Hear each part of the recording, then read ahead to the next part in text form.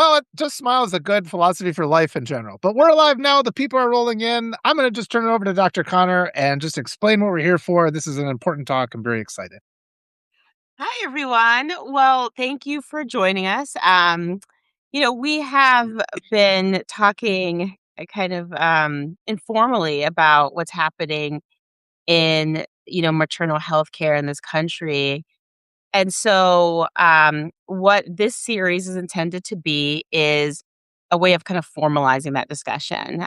So over the next, what is it, 7 weeks, I think, we're going to be marching through different areas of the well-being of women and children, and looking at the underlying data, seeing what, trying to parse out truth from fiction, which I think is a really important thing. There's so much misinformation out there. There's so much things that people didn't know, questions people don't know even know to ask. And so we want to get into all of it. Unfortunately, there's like so much to talk about. Like we started, those of you who know our research, we started really looking at like 10 domains, and then we added it to, like, 14, then we added to, like, 16, and now I think we're at 37. It's just because the deeper it's like you start looking and, like, you go down the rabbit hole, you realize, like, it's much deeper than you even dared, I don't wanna say dream, you even Yeah. your nightmares weren't, vivid enough, to capture, like, the full extent of some of this stuff, and so we're gonna cover as much as we can, but we've already are starting to put together parts 2 and 3 to start going through different other areas of women's health, so deep dive into the financial side, which has been much, much more interesting than I could have ever imagined. And then looking at women's health outside of obstetrics, because women aren't just baby making factories. We have all these other parts of us, and so talking about women's health care kind of writ large. Mhm. I think these last couple years have been on every level of our society kind of peeling back the layers to see how much rot is there that we've through wishful thinking and just other ways of other distractions, including economic hardships that's imposed upon us. But we've had it all stripped away, and it's time to rebuild, right? Yeah. Hmm. Trying to fix these problems. Should I go ahead Yeah. and share that the screen for us now? Yeah. Yeah. Let's do it. Okay, there we go. Um, so I just wanted to start off with kind of a story. Just to get the framing correct about what it feels like to be in an obstetrical emergency. Because if you don't, if you haven't had the unfortunate position to have had this in your own, childbirth experience, or someone that how would you know, right? What this actually feels like. And so we want to share that with you. And so, as an obstetrician, this is one of the few places in the hospital where it's like this, and probably the emergency room, where things can be fine until they're not, right? Right. You're just kind of on a shift, you're might be having some coffee, you're at the desk chatting with colleagues, and then a baby's heart rate drops, right? And in seconds, you go from everything is fine, labor is advancing, to now we're in a critical situation. And so, from a patient I took care of a couple years ago, and I'm sharing this story not because it's exceptional, but because it's pretty ordinary in the obstetrical world, right? This probably was baby number 3 or 4. She had a baby, and so in a multiparous woman, meaning a woman who has had multiple babies before. If you've ever like sat through a first labor with somebody, you know that they're hard and arduous and long. But typically, labors after that are faster, right? They're very different. And so this particular patient, she just wasn't advancing the way that I would have anticipated, given she had maybe 3 babies before. And I do an exam. The baby's in a position where we call it like sunny side up. Baby's like looking up at the floor. I mean, looking up at the sky, as opposed to looking down at the floor.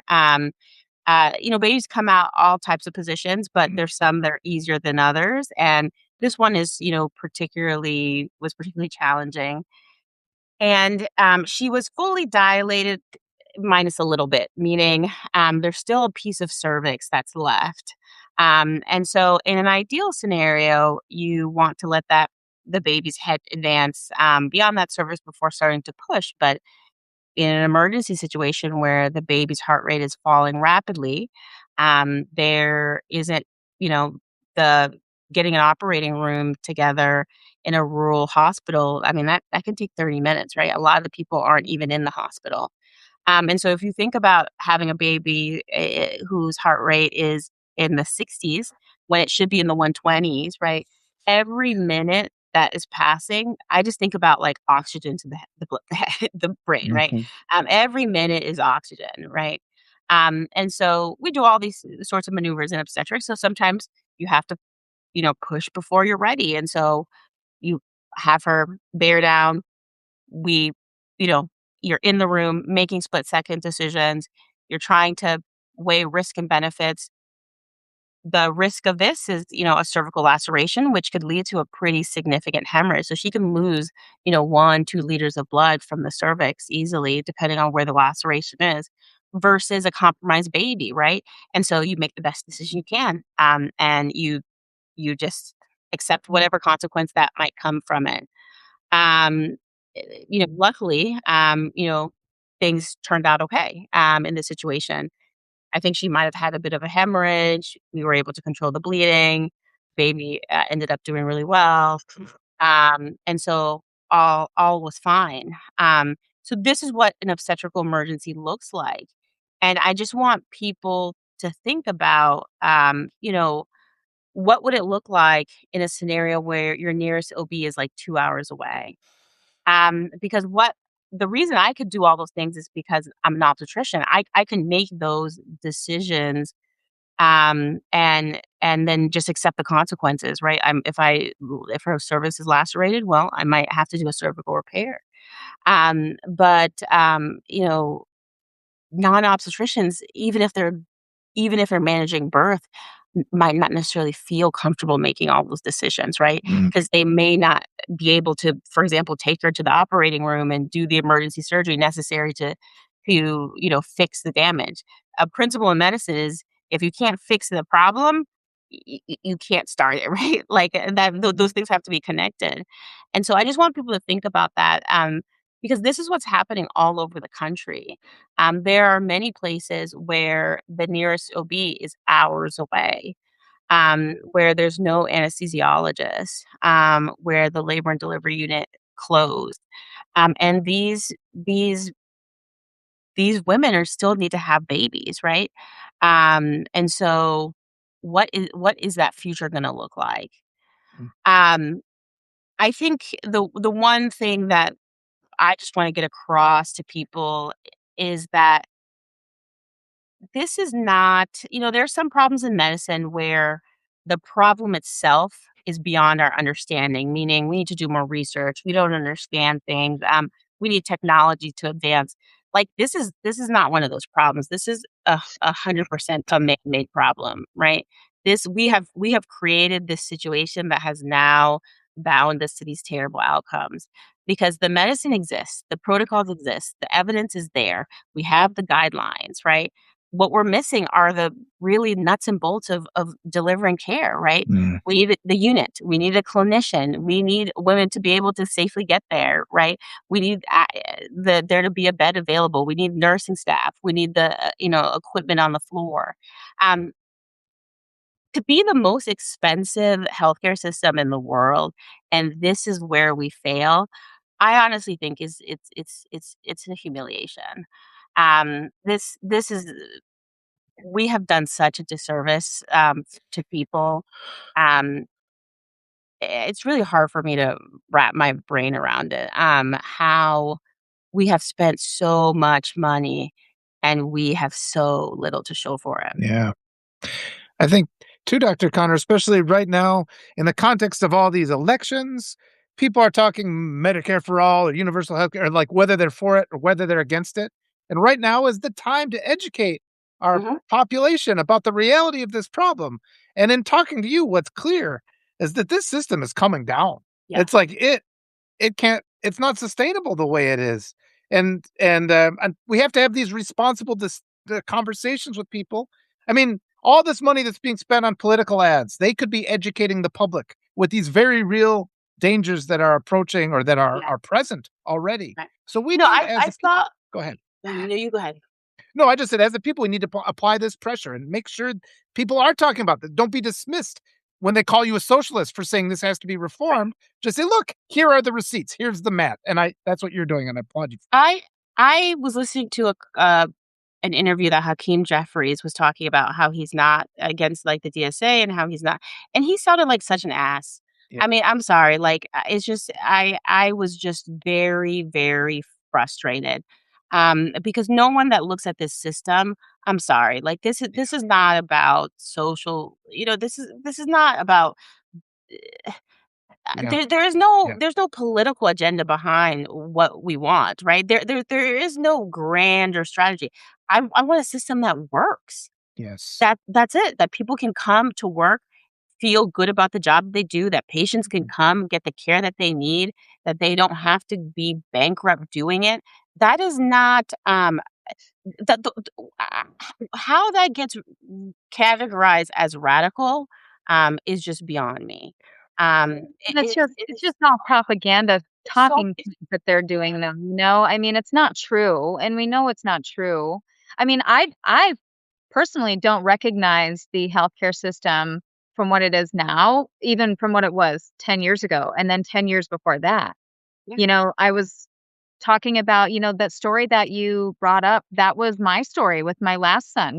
I was laboring just fine and all of a sudden his heart rate it just dipped within seconds and they were prepping me for cesarean right there in the room, not going to the OR because that's how dire of a situation it was and how fast it happens. And I was completely unprepared for that. Thankfully, it didn't happen and I ended up having him naturally. But I mean, that happens all the time. And these women are completely unprepared for it. Families are completely unprepared for it. And then what happens, if the woman does have cesarean and then who's going to help her at home? Like, why don't we have services helping women who have their bellies cut open to have these babies Yes. and that can't be carrying these babies around for the first few right, weeks. It's like, why isn't that part of our healthcare? Right. yeah.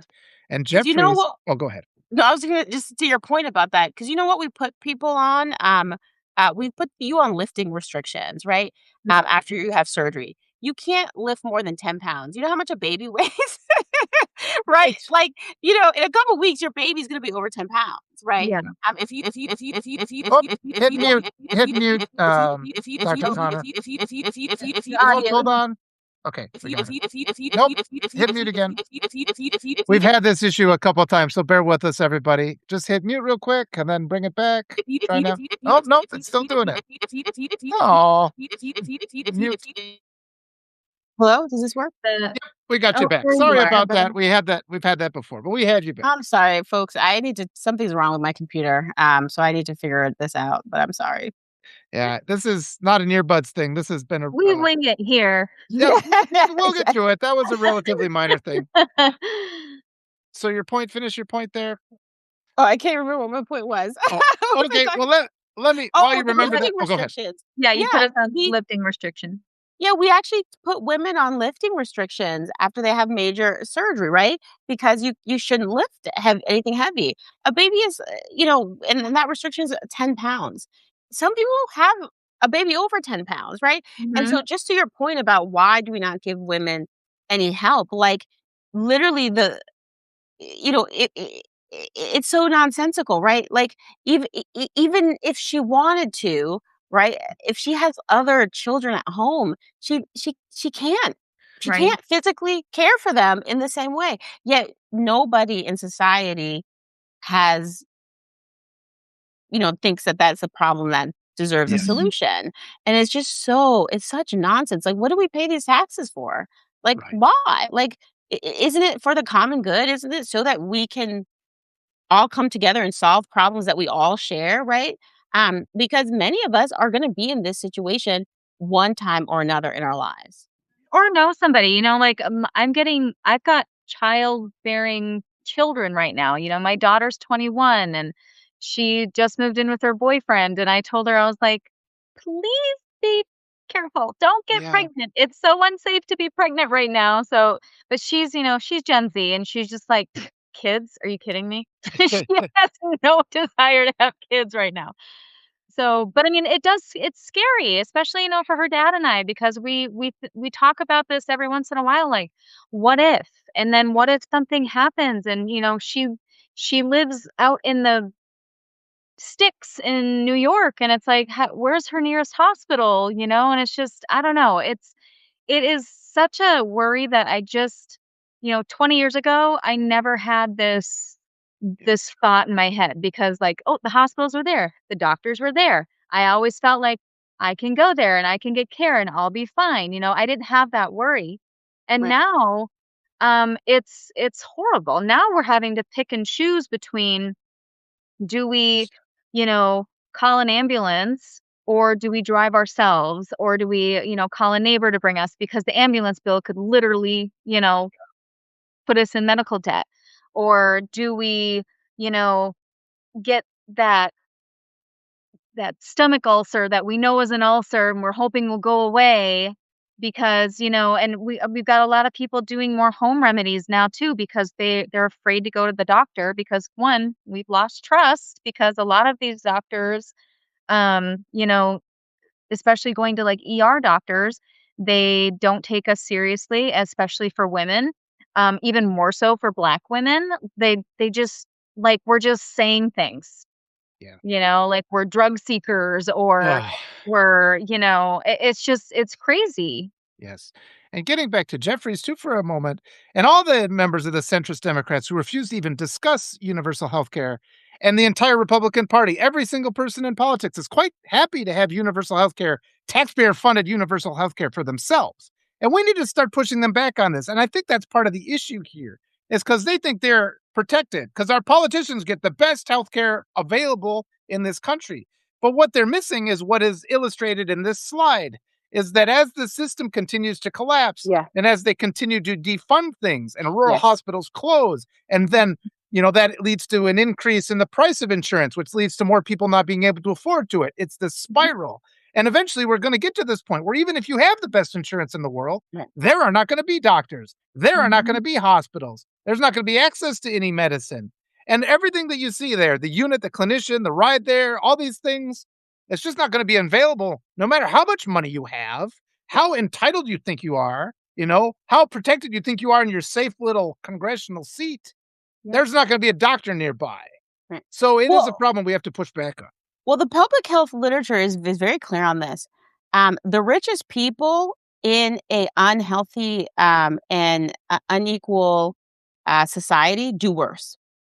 Ooh, Like your richest, if you were rich and you lived in a society, if you lived in Denmark and you were just as rich as you are here, you're going to be healthier. You're going to live longer. You're going to be healthier. You are going to do better just by like you said, the ambient environment, right?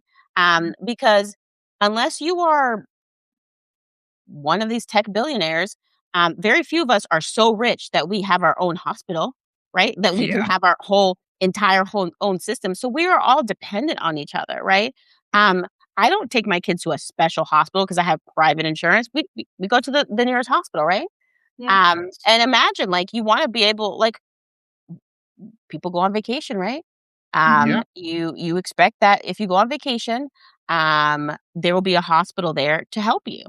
And that's what I'm trying to help people realize. In a lot of places, there are not gonna be. And you're first gonna realize that when you are in Yeah.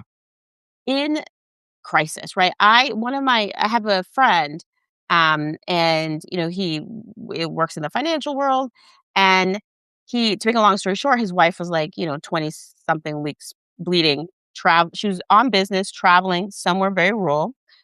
He was not there, and she went to the hospital, 26 weeks bleeding, and they were going to send her home.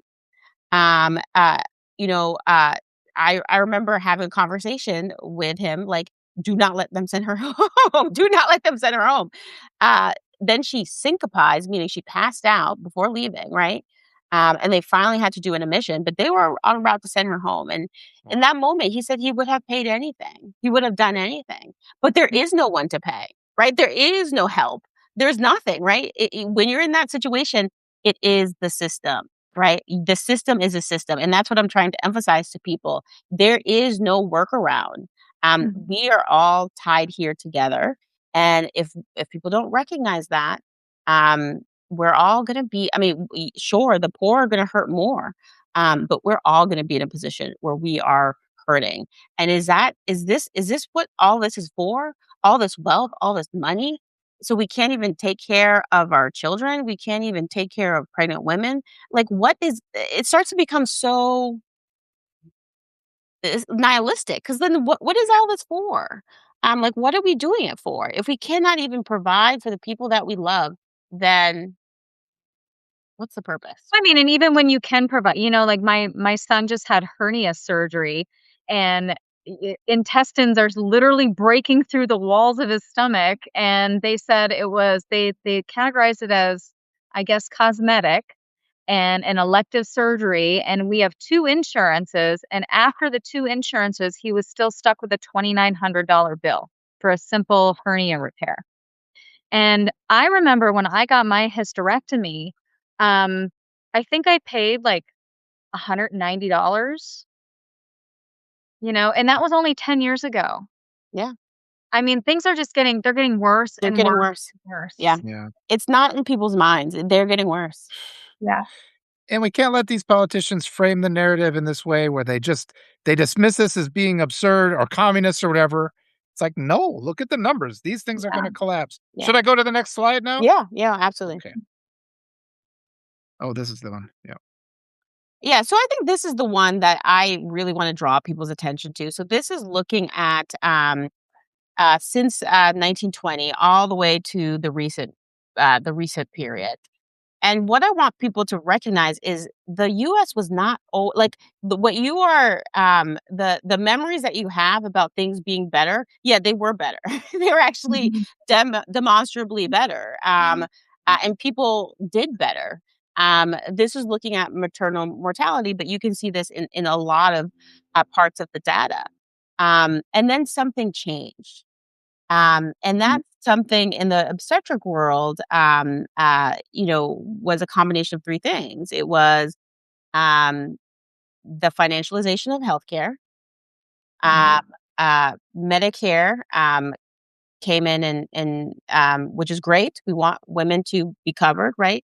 As the floor of the obstetrical world. Paying for roughly about half of all labors, right? But they only pay 50 cents on the dollar.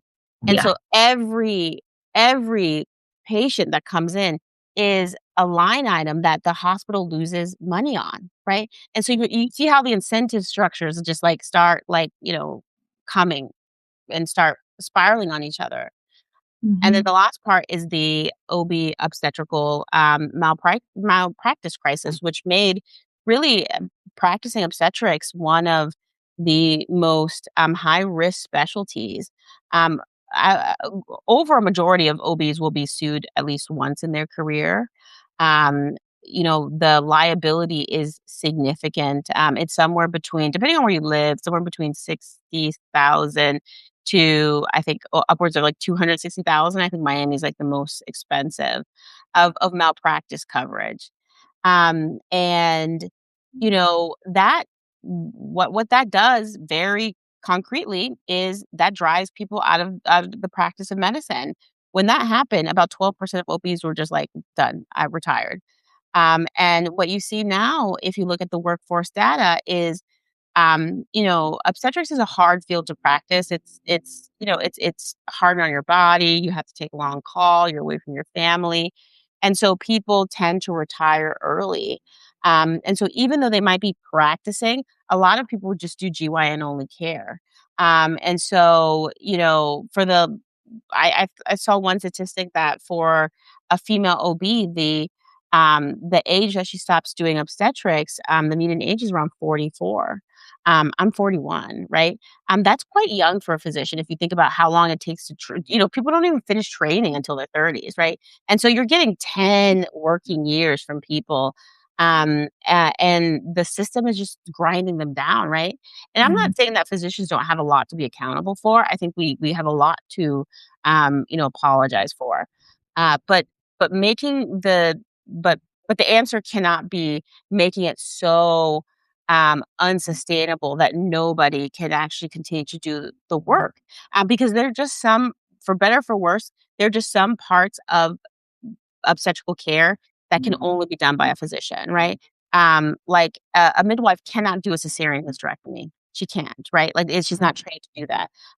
There are there are certain emergencies that an MD has to manage. And we're at the point where like we're going to be in a real problem, because the a number of providers were going to be down. I think there's an estimate that there's going to be like down like 22,000 OBs by 2050. In the next couple years, like 4 years, we're going to lose another 5 to 7,000. Um, and there are solutions to this. Like that's what I want people to realize. Like other countries, like it's not like these are like, "Oh my god, it's such a hard problem." No, other countries have solved these problems, right? You can provide, malpractice coverage for because it's real harm, right? I mean, I'm not trying to minimize it. If something happens to your baby during a, poor, obstetrical, outcome, like, that's real harm. That baby is going to be that could be really detrimental. But the way that a system pays for it cannot be individual physicians, right? Mhm. It's just too expensive that way. Other countries have no fault liability, right? Where the state will come in and pay for that care. That, for example, if God forbid a baby is compromised during delivery and will need lifelong care, well, they have mechanisms of providing for that care without you know putting it on the back of the entire system because the downside of having it the way that we have it, is that everything gets much more expensive for every single person, and it becomes that like an OBGYN becomes a commodity, right? Like that's what's really happening. There are so many, a lot of OBGYNs are leaving, and then the ones that are staying are being bought up by private equity groups, right? So essentially, private equity groups are they can see the data just as well as we can. Mhm. What's the easiest way to make money? Well, if you control supply of something, and how do you control supply of people? Well, you buy these practices. And my fear is that there's going to become a time where it's going to be very, very hard to get an OBGYN. And it's going to go to the person who's going to offer the most money. And that is such like it turns my stomach to think about that. Yeah. And another problem too is our just the dropping education level in the United States where people just don't understand a chart like this. And, it's through 100,000 live births, and the number is what is the United States at? The number that we lose out of 100,000, 30 or so? Yeah, exactly. So this data can be challenging to look at, right? And that's why I think the more important thing is like looking at in relative to other Mhm, people, right? mhm, mhm, So it is, thank God, it is still rare. Um, for nothing that has to do with anything about medicine, most women who are pregnant will not die, just for the grace of God, right? Like the pregnant body knows how to, survive essentially, right? So these are things that just are by definition rare events, right? But then I want to also be careful here because medicine, is we can frame pregnancy care, as a disease, and it's not, right? Pregnancy in itself and childbirth is literally the most natural thing in the world. Like that was all of our origin stories, right? And so the part that belongs to medicine are the complications, right? And so that's how I would try to frame this. It's not, many of these women survived and have great outcomes, not because medicine was great, but because they never needed doctors, right? What we need to focus on are the ones who actually fall within the wheelhouse of medicine, right? When the pregnancy becomes, Yes. burdened with a disease, right? That's not something is not normal, something is not natural. That's where the role of medicine is, Yeah. and that's why even though these numbers seem relatively low, um, they it's important, right? Because most of those people would have been fine regardless. And so the number we're even starting from is a small pot of women who actually need us. But we don't know that from the outset. Like you said, Evie, you went from being fine to being not, right? Um, Mhm. it happens in a split second, and there's no. Sometimes we can predict it, but often we can't. Yes. And that's why you need to have someone available for the moment where normal becomes something abnormal. Yes. And this chart also shows it's approximately as dangerous now as it was in 1900. I mean, Yeah, that's yeah. absurd. If you look at the line, yeah, you can probably I would say if you go across, we're probably like where we were in 19 if you look at the red line, somewhere in the 1970s, right? We're probably at the rate we were in 1970s, between Mhm. 1960 and 1970s. Oh, I was That's misreading. crazy. This is my It just old feels eyes. like we've been so backwards in so many areas here, and women's healthcare has always been kind of a back burner healthcare. I mean, I remember, 20 years ago, people complaining about women's healthcare, the fact that we had to wait until we were 40 to get a mammogram and, especially if like breast cancer ran in the families and stuff, we had to wait to do that. Even when I had my hysterectomy, my 3 different doctors urged me to wait until I was 40, even though I was in a lot of pain. Yeah. Um, but, it's gotten so significantly worse now that I'm in menopause, just getting, bioidentical hormone replacement, it's almost $1,000 a month. Yeah. I It's you very know, like, expensive. it's one of those things where it's like, "Okay, do I wanna feel the best I could, or can I just deal with it?" And I feel like that's a lot of women's plight right now is just, "Can I just deal with this? Can I deal with this?" I don't know if women have ever actually felt perfect. Mm, Yeah. Like, we've always had something that we've had to just deal with. Yeah. yeah. Yeah. No. We I mean, that's and we have too many indifferent men in Congress who just are never gonna experience this or have and too much of our society is just indifferent to the plight of women in general, so it just has to Yeah. become we just have to force this to be an issue that people take seriously. Yeah, and yeah. I was actually really surprised when Dr. Connor had mentioned that, the leadership in, women's healthcare, most of the leadership was all men. Mhm. That makes 0 sense to me. Yeah. Yeah. But Yeah. when you think about it, it actually makes perfect sense, right? Because that's the patriarchy, right? Like that's Right, how it right, manifests. right. Women can come and do the grunt work, right? They can come run the labor floors. I will never forget when my husband, I mean, he was saying it kind of as a joke, but but like, just kind of as an observation, just of how ridiculous it is. He's like, "Oh, if I wanted to, rise far in medicine, yeah, I would become an OBGYN." And Yeah, it's true, right? Like right. you all of a sudden you put yourself in a position to be a department chair just by, virtue of despite the fact that most of the profession is women. It's a Mhm. real problem. It is a real problem. And but How do we it's change that though? Like how can we flip the tables? How can we get more women in leadership roles? Do we have to start a whole new system?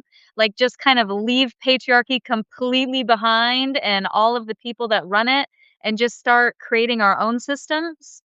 I think it's who we empower, honestly. I think that where we put our money, where we put our time, where we put our attention. I think that matters a lot, because the reason that it's this way is because the people who get a say they don't care, right? They like very concretely they do not care. They do not care about these topics. They do not care. I mean, I don't know what it is that like Elon Musk thinks about, but I promise you, it's not about people suffering, right? Mhm. Like they are focused on different issues. Yeah. But these are the people that we have empowered, right? We have empowered them with our attention and our money. And we can make different decisions. That's the thing that I come back to. But it's always going to be an uphill battle, right? Because it is much easier to exploit people than to care for them, right? Yeah. It's just structurally much easier. You can I can sell someone a scam of something that's going to relieve their pain because I can see they're suffering, right? The women's healthcare is full of that, of like these like healers and Mhm. whatever Yeah. alternative, and that's fine. Like there might be a place for that. But a lot of it is not data backed, and a lot of it is not. They're not interested in making sure that the person at the end of this experience is actually getting something out of it, right? And this is why it's easier to destroy than to build. But Yeah. I just want to remind people we can do better, and we know how to do better, and 100%. everyone else is doing better, right? This is not we don't have to be this way. Yes. We just don't have to be this way. It is a choice. The fact that like one, I just it was really it made me very upset when I heard him talk about. Oh, there's a bug flying. When I heard him talk about, I think I caught it actually. When I heard him talk about he does not support socialized medicine, Yeah. I that is irresponsible to me. Yes. That is 100%. irresponsible. That is ignorant. Mhm. You should be you maybe you don't know the answer, right? But you need to be asking the question. If you Yes. even care a little bit, you need to be asking the question like, what is going on? Maybe I'm not so that we're not even asking people to know the answer, right? We're asking them to like open your eyes, use your 2 eyeballs and look at Yeah. what's happening. But see, Like, that's what makes it me think doesn't that they want us to die. Like, that's what makes me think that these politicians are just like, Yes. We don't care. We have the people that we're talking to, and it's not you.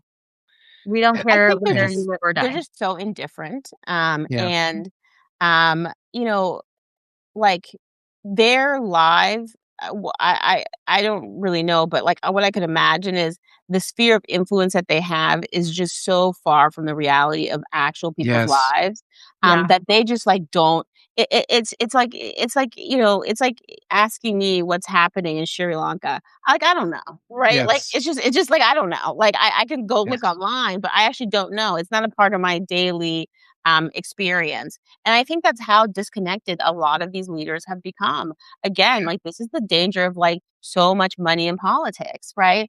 Yes. Is they're dependent. I mean, that's who pays your bills, right? Like that's who you're gonna be accountable to. Yes. And we have to what you're saying, we have to stop deferring to this ignorant authority. And I think a lot of American conditioning is just by virtue of the fact that somebody occupies a position, we're supposed to just listen to everything they say. But we're seeing now collectively in the United States, we're rejecting, the status quo. And in this talk today, all the people in this chat and all the people that, when you share this, you will have the information that's the accurate information. And so the Mhm. next time somebody starts framing a conversation about, oh, universal healthcare, and they start calling it all kinds of things, is say, look, the situation is so dire, it's going to collapse, that it's not a debate anymore as to how it's going to be fixed. The Mhm. government is going to have to step in and fix this because the problem has been allowed to get too big Yeah, because ignorant authority keeps diverting us away from having responsible, reasonable conversations with experts who actually look at the numbers. And this is why we need to start having responsible elections and to start appointing responsible people to positions of authority who actually interact with reality rather than try to dictate what they think reality is. So I hope And this is everybody why takes I that, goes always forward, and say, speaks up. look at Texas right now, because Texas is they're kind of like the test model of what is coming to the rest of the country. The Mhm. the healthcare here in Texas for women is, I would say, it's it's terrible. pretty catastrophic in the Yeah, rural yeah, communities.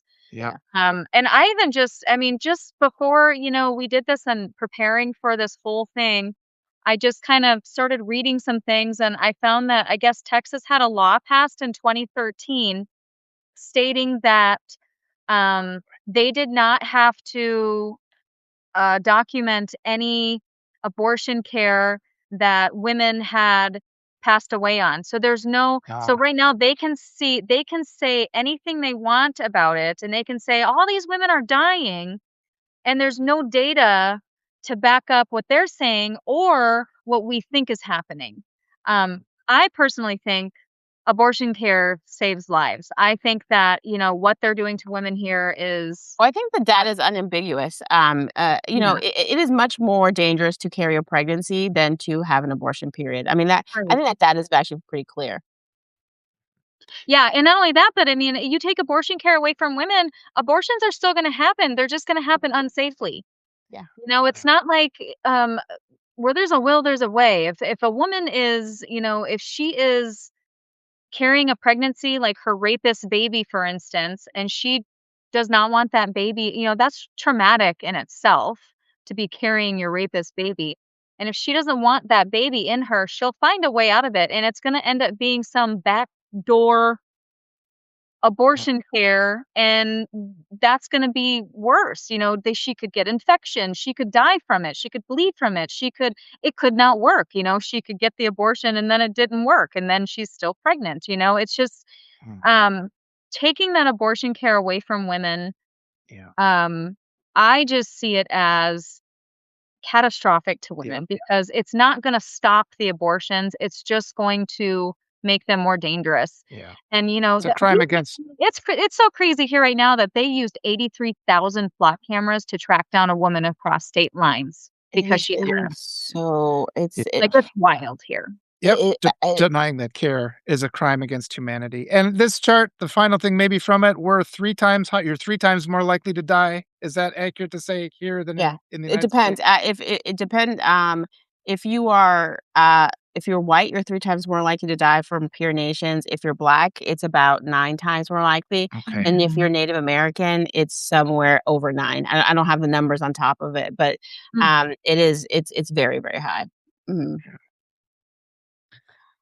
Yeah, and so this is just, giving people, so we look at, we do mapping across the country, looking at obstetrical deserts. And so the way that we define obstetrical deserts is, it doesn't have a practicing. So, because to me, you need 2 things, right? You need a facility and you need a person, at Mhm. the very least, right? And some of the ways that it's being defined, is that, if you have the facility, you can still count even if there's no providers, or if the provider is a midwife, you can still to me, that doesn't make any sense. Like, you have to be able to to me, to say that you can safely deliver babies, you need to do the full range of obstetrical care. And the only way that you can do that is you need a hospital and you need a doctor, who practice there. Those are the 2 absolute requirements in order to do the full range of obstetrical practice. And so there's almost 2,000 counties that, by our definition, don't meet that threshold. And, the thing I think is also important to recognize is that we're a lot of times when people are reporting hospital closures, they're looking at net numbers, right? And so, hospitals were closed, hospitals were open, right? Labor units were closed, labor units were open. And so, and somehow, looking at the net number is supposed to be reassuring, but it's not, right? Because it's looking at where these hospitals are closing, like 500 plus hospitals closing in rural counties. Well, even Mhm. if 300 open in the suburbs, well, that doesn't help the other. I mean, you might as well put it on Mars, right? That's not going to help the person who's 4 or 5 hours away. And Um, that's not even counting Planned Parenthood, right? Because I know that this SAVE Act is gonna end up closing, like, 200 Planned Parenthoods throughout the Yeah, country. that this Oh, that's is this is looking at labor, like official labor and delivery units, like awesome. hospital-based care. Okay. So that's Wow. a lot. 500 hospitals is a lot, especially where they're located. They're often the only hospital serving an entire region. Often when, many of these hospitals, when the labor unit closed 2 years later, the rest of the hospital closes, because it's not like when you close the labor unit, like the pregnant women go away. They still come, right? Where do they go? They go to the emergency room. So that the liability just that's the other thing that doesn't make any sense. The cost savings isn't that great. It just really just shifts and that's why when you start thinking, when people are talking about they don't want universal health care, blah, blah, it's like you don't actually understand the mechanics of Mhm. providing care to people. Like, and that's what is so frustrating to me. There's a certain mechanics of running a healthcare system, right? Um, because there's no matter what you want to magically believe, people are going to get sick, people are going to need care, right? And in this country, we still have, thank God, the requirement to care, right? So if you can get your physical body to the emergency room, we are now responsible for you, right? And now we have created the most high risk, expensive way of delivering that care, right? I don't know if it was. I can't remember if it was with you all that I told the story where like an emergency room physician is in the ambulance with a Yeah. patient going to the tertiary care facility. Do you know how much that cost? Right? Yeah. Like that is so absurd. That is a huge, it's kind of like you're trying to like you made I think Walter the oil change analogy, right? It's like you want to avoid an oil change, so you blow out your whole engine. Like that's what our healthcare system is. It's like we don't want to change the oil, so the transmission goes. And Yeah. then like what and then they're the not radical people. We're the Yeah. radicals because we want you to change your oil. Like it's a radical statement now saying, yeah, you probably should rotate your tires. You probably should change your oil. We Yeah. should, have inspections, the things that keep the car rolling. And we're just and people are telling us like, you communist. Yeah. Like Yeah. what kind of Happens communist so propaganda is hard with that? stuff, when you don't have actual healthcare professionals in charge of all of this and you have CEOs, you know, that have a business master's degree in business or whatever, and they're Yes. like, "Oh yeah, I can run a hospital. I have no healthcare experience, but I can run the hospital because I'm going to make it money." And anytime a hospital, especially because we had a for-profit hospital where I grew up, and, we had people that weren't qualified and all they wanted to do was make money, make money, make money. And I remember when I briefly worked at the hospital, I was a unit clerk on the neuro ortho floor. And I remember the doctors bitching left and right because it didn't make sense what they were being Oh, forced it's to horrible. I mean, that's part of the burnout in medicine. do. Yeah. Mhm. It's just that's part of the burnout is because you have people who have their MBAs who are Yep. now telling you after like, your decades of training, how you should be, it's like make a dollar out of 15 cents. It's like, no, I can't do that. Like, I can't do that. Mhm. Like, have you ever actually done this? And it's one of the things that is really hard about, you know, being being a physician is it's a it's we and then I was talking to my husband the other day about it. Being a physician, especially like a surgeon, right? We are it's not white collar in the way that like working in offices.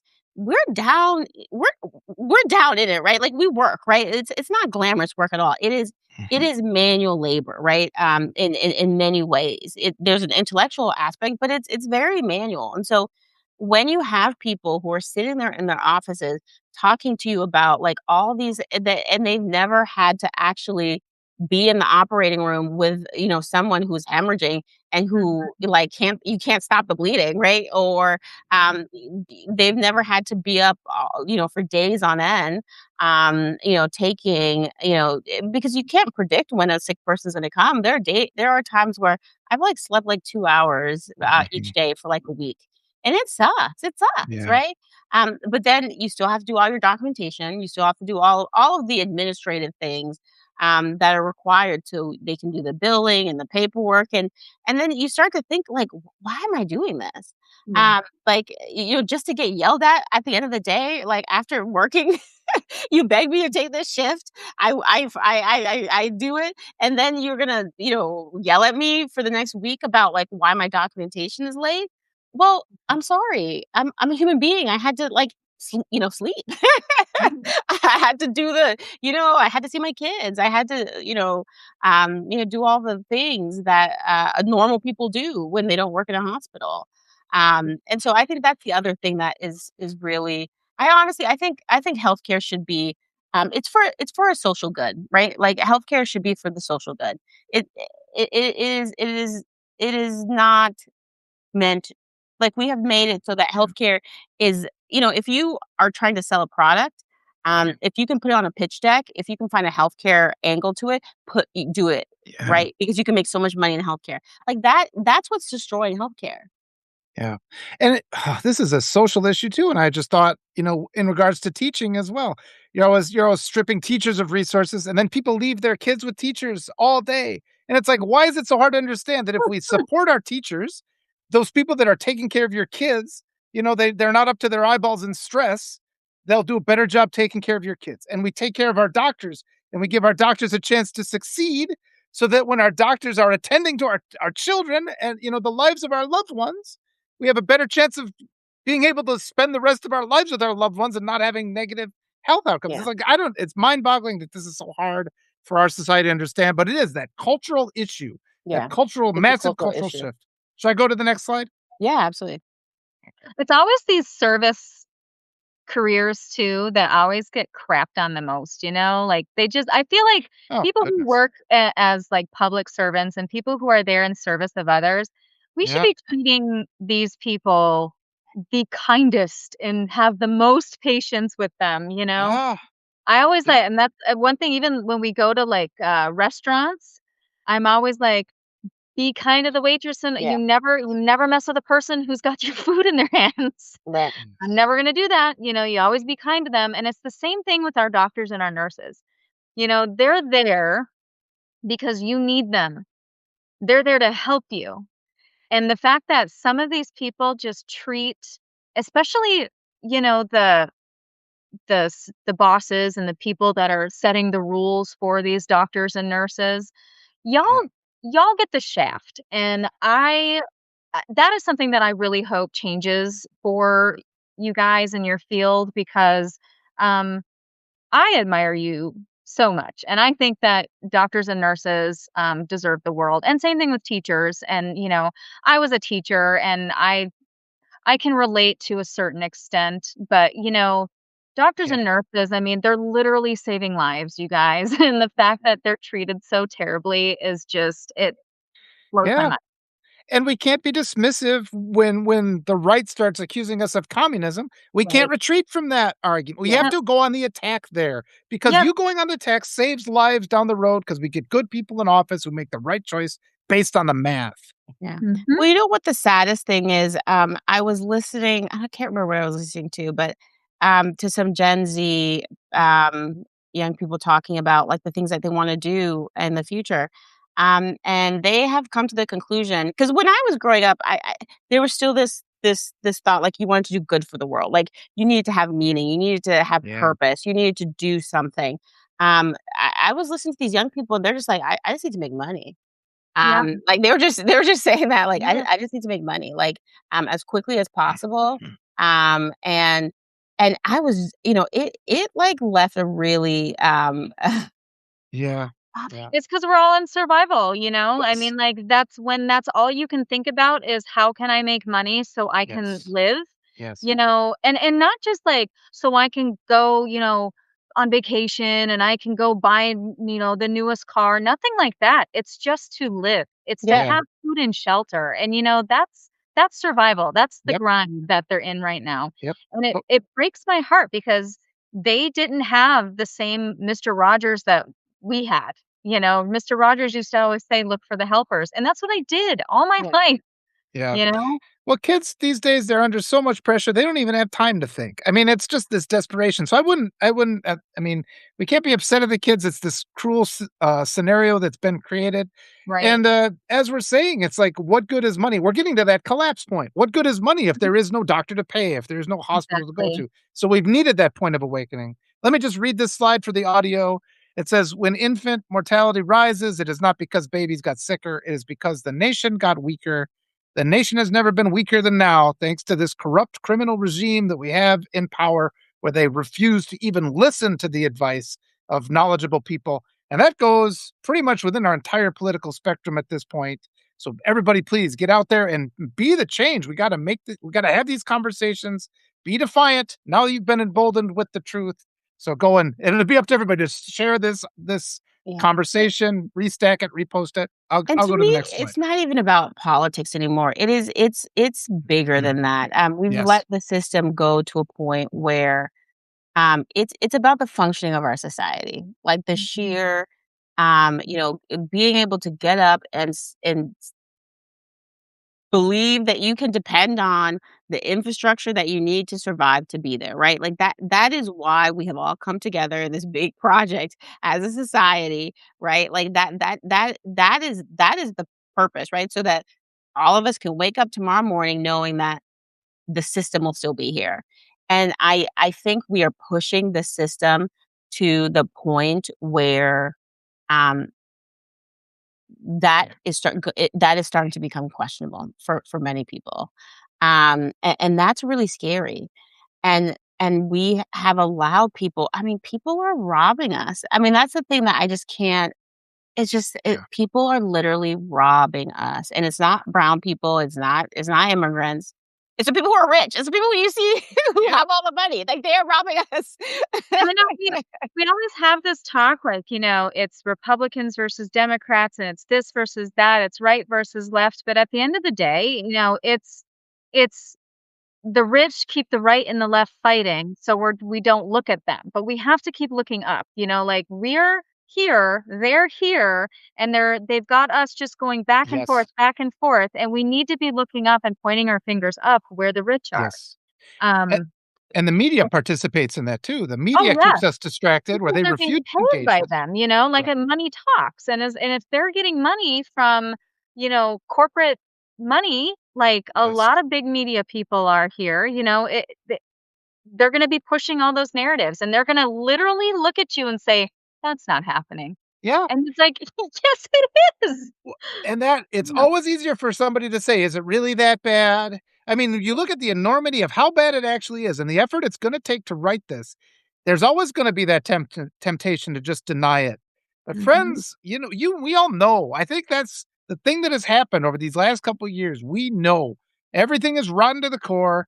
It has to be completely rethought. We can't allow people to rely on deeply ingrained, delusions that have been part of this national identity for so long that have caused this big problem. We have to have this reckoning. The time is now. We still have time.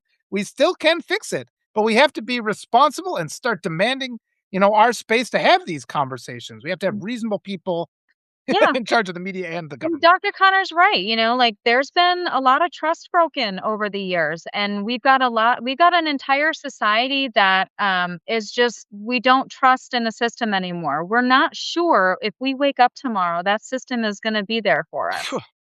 I think that So we've become very reliant on um how it's supposed to work, and now that it's all crumbling and it's all falling Yeah, apart, we're kind of people like, can't believe it. They "Oh can't my believe god, what are we doing? What are we doing?"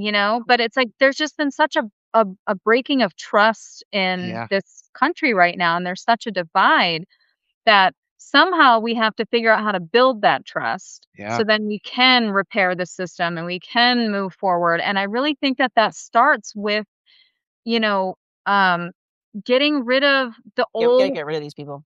Getting yeah, rid of old We gotta and get rid of bringing them. the new in, bringing the DSA candidates and the grassroots candidates, progressive candidates, the candidates that are actually just working class people working for the working class, yes. And they've But made us doubt ourselves. They made yeah, us doubt ourselves. They've We made gotta us get rid of them. believe we don't have power. Yeah. We've got right? the numbers. You can add things up. You can sit down with a calculator and do the math and see what adds up. These people in positions of power, they might own all the microphones, but we outnumber them. I'm sorry, We we outnumber should them. We're treat going to make them this. like they treat all of us, right? Right. Yeah, Right. This is your job record. I'm looking at your record. This is Yeah. what you've done. This is what you have failed to do. I'm sorry. You've done a bad job. You need to move on. Right? Like Yes. that's what they expect all the rest of us to do to mhm, to just suck it up. This is life, pull yourself up by your bootstraps. Well, you go do that because you have failed. I'm sorry, you have absolutely failed. You Yeah. have failed. You have failed. You have failed to constrain this government in any meaningful way. I mean, I think the thing that was like really broke my mind is the stories around the military, right? Because if there's one thing that the U.S. Yeah. treated like a precious item, like something that they are going Yeah. to, that was like the diamond that we just kept, and we're like, our military. Yeah. We are going to preserve our military. We don't care if we have to sell everything that we know we have. We are going to preserve this. And then you read what is happening. You Yeah. Yeah. read that they depleted a decade of arsenal in months, and you're just like, you realize no one's in charge, guys. Like no one's in charge. I'm sorry.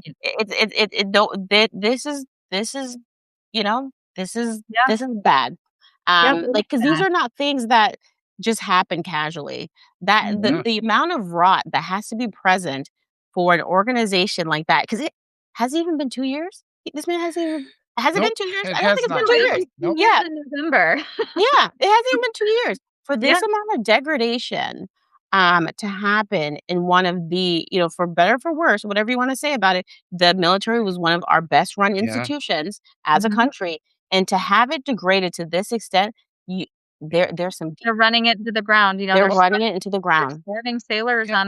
on the Yeah, US Lincoln right they're now. running it into the ground, and Mhm. when you it's like giving a drunk teenager who's out of control, like, the keys to, like, a Yeah. Ferrari and expecting, like, something good is gonna happen to it. Well, I mean, Pete Hegseth is a drunk teenager with the keys right now. Yeah. But we should also just emphasize, because according to your chart, I mean, it started around Reagan, so this rot has been going on, and it's going both political parties, and that's why we're seeing this rise of candidates that are anti-establishment candidates. It's literally our survival, and more people are awakening to it. I mean, there's gonna be a lot of wins. It's not gonna be done in one election cycle. I know Mhm. Evie and I, we're gonna be interviewing primary candidates. I'll probably start here pretty soon. As soon as the midterms are over and people are starting to run again, because we got to get people who are willing to talk about these solutions. We can't have guys like Jeffries who just are in total denial about Yeah, the utter collapse of our healthcare system and other problems in our country. yeah, Yeah. Or Dr. you Kevin, have do you want to people talk like about? politicians like Mitch McConnell, who's dead, by the way. You have people like Mitch McConnell who voted 53 times against long-term care, sick leave, Yeah, and then who he's been gets? out for 2 months because he's Yeah, dead, by the way. But, like yeah. that guy. I mean, but yeah, but like having politicians, put their money where their mouth is. If this is what you're against, then you're not allowed to benefit from it either. Right, If right. we can't have long-term care, neither can you. Yeah, and we need to at least call them out on it. Yeah. it I don't know. It's well, how do I think about it? So with the Republicans, I mean, I have just come to the conclusion they've accepted that they are just gonna be bad people. They just have accepted that. They're just they they said that I don't believe in a God. I'm gonna take my chances and YOLO, right? Like that's the Mitch McConnells of the world. It's like they're just trying to get theirs. Mhm. What I really don't understand is the Democrats. I'm like, you pretend to still like believe in these things, yet yet everything that you're saying is completely illogical. Like it just doesn't make any sense, right? I'm They're not getting talking about wired. yeah, but exactly. I'm not even talking about ideology. I'm not talking about any ideology, right? Like Mhm. what you're saying does not make any sense. It is not borne out by the data. We like when the nation was doing the best, the marginal tax rate was much, much higher. Yeah, Like it is very clear what Reaganomics, that concept, that everyone's always trying to they're like, "Oh, wanna pull back to, like, a time that was better." Yeah, there was a time that was better, but it wasn't because, there weren't, because of minorities, right? It was Mhm. because people paid their taxes. Mhm. yep, So, like, that's it. Like, it just happened to correspond to that time, but Yep. that was why, is because the rich paid their taxes. There was a higher tax rate. It was there was more money in the system, and so all the nice things that you used to have, you used to say, like, the immigrants are getting it, the black people are getting it. No, that's not what happened at all. Like, that's just literally not what happened, because if they're getting it, where is it? yeah, Mhm. Like, literally, where is it? yeah.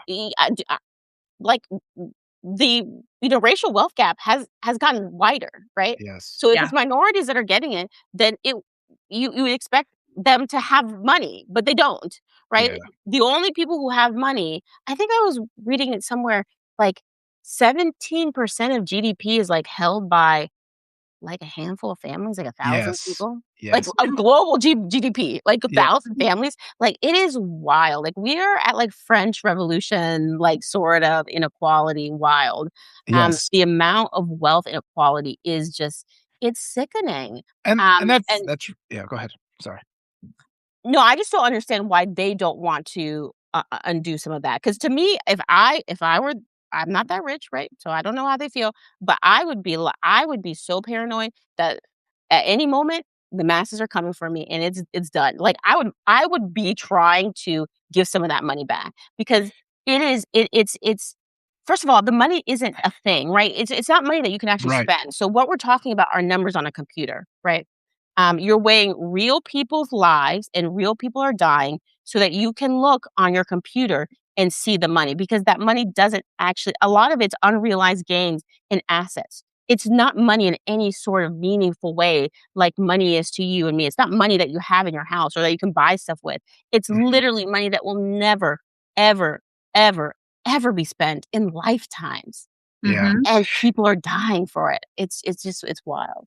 Well, and I think it all comes I mean, Citizens United is a part of it too, where just it's political bribery. That is legalized bribery. So all these absolutely corrupt systems, the richer they get, the more they're able to spend bribing these candidates. And we saw them dump 60 million into a primary in Michigan, which made absolutely no sense. But they are afraid too of the masses rising up. And I believe that is why they're telling people not to get vaccinated because they want us sick. And, I think they're addressing that fear that you mentioned.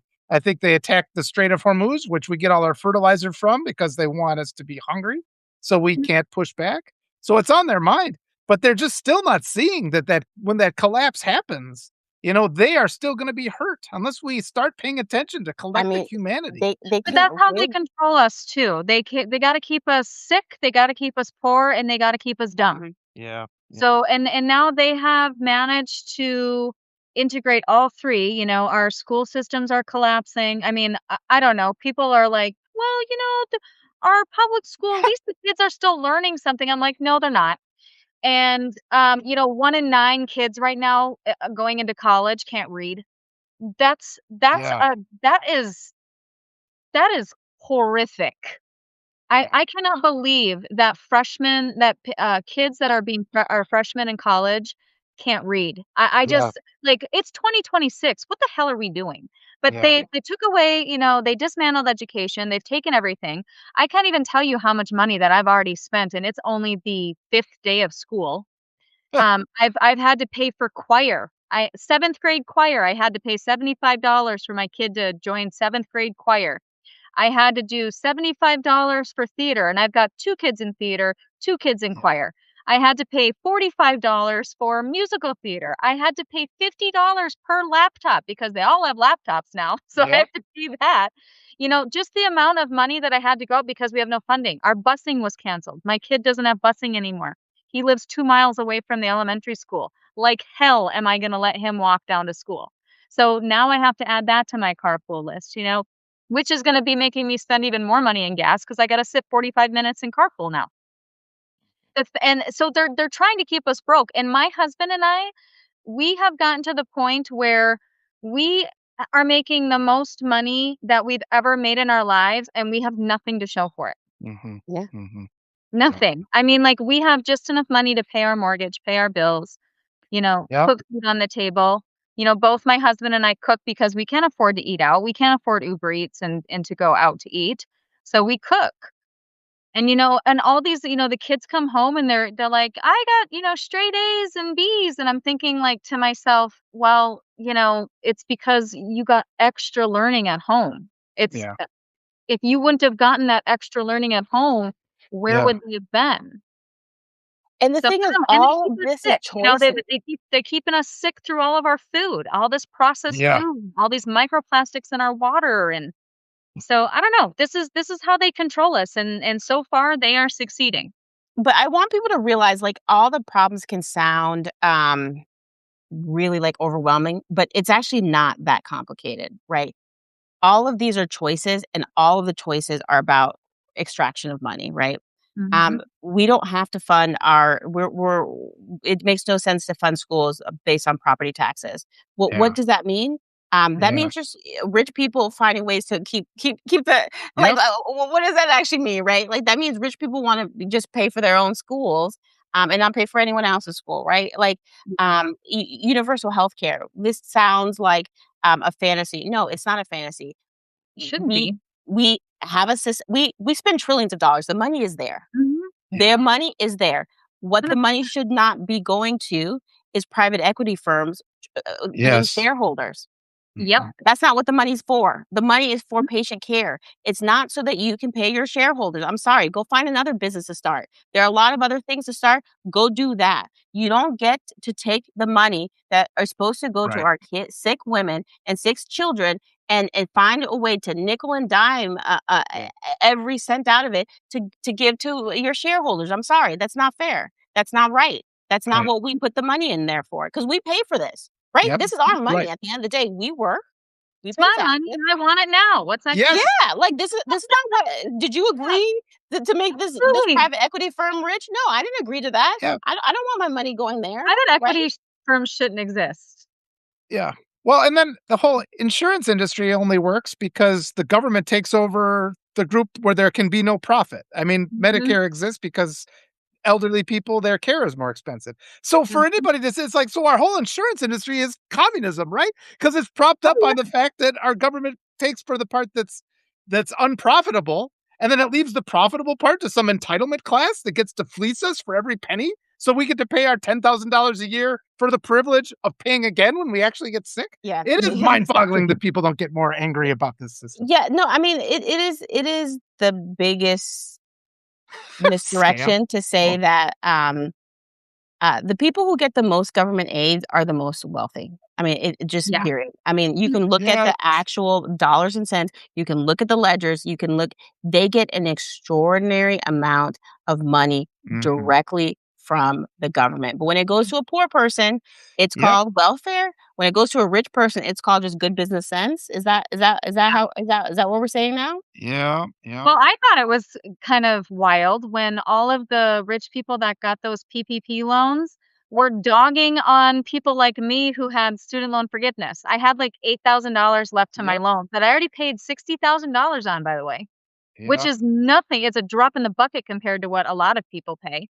But, like, I had, like, $8,000 left on my loan, and I had student loan forgiveness, and my aunt goes, "Well, I had to pay my loans," and I just was like, "You got a PPP loan for your business. Yep. Shut up." Yep. I don't know, it's just the double standard and the hypocrisy is just so mind-numbing at this Yeah. point. The media is largely responsible there because nobody was I reported I wrote a couple angry articles about it 6 years ago, but of course I only get a No. couple thousand reads on a good day. Yeah, I mean, the media is it's a really sad thing that's happening because it's a real you know, just like medicine, they have a responsibility to Yes. the public. It's a real, just abandonment of their like central duty. And there's no excuse for it. It's shameful. It's contributing to real harm. And I think we just have to keep that clear, right?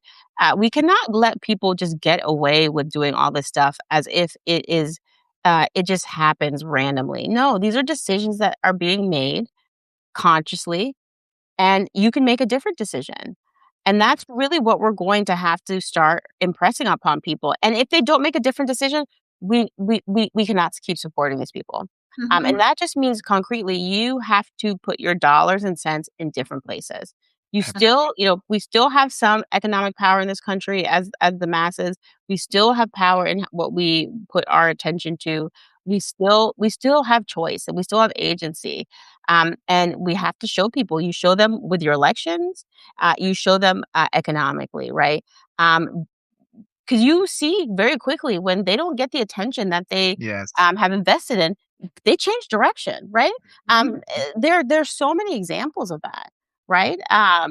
And people need to just wake up. You gotta wake up. Like this is this you are being lied to, right? And to me, this is the easiest time to show it to people because like everyone feels it, right? Right.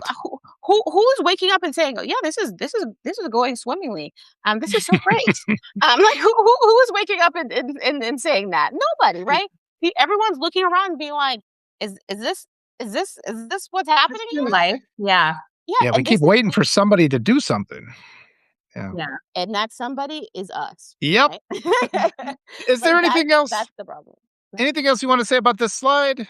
Or Oh, yeah, we've had this so this is I feel like, we'll probably just finish this, like, the next time, okay, but, so the way that we put together the book, is, we wanted to really look at, the what has happened, like, before through Trump 1, the pandemic, the brief recovery, and then Dobbs, and then Trump 2. Because that's really I think the arc that has shaped where women's health is right now. More than any other single thing, this administration has done really sustained catastrophic injury, right? Because you could do one bad thing, but it's a sustained injury. It's the injury after injury after injury after injury after injury, and that is what results in the what we have today. And I want people to understand we have not felt the tip of the iceberg. 2027, that's when all these budget cuts come into place. So Yep. this is the before time. We're still in the before time, guys. I am I am frightened, in a very tangible way. Like, I tell my husband, like, we have to because we bill hospitals for services. Y At some point, they're not gonna be able to pay those bills. So we need to make sure our invoice because then we won't be able to pay our bills, right?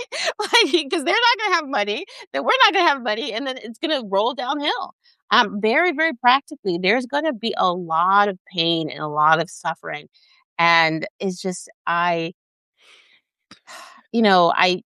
try to be a hopeful person. I think there is a way out of it, but I think the way through is going to be really painful. Mhm. Mhm. okay. Do you wanna keep going with the presentation then, or do you wanna Well, start wrapping up and we can start wrapping up. You can let's see what else is in here. okay, I'll do the next one. Let's see. So we'll can come back to that. If there's anything I really wanted to highlight, I'm gonna look. Okay, I'll do a couple more of Um, these.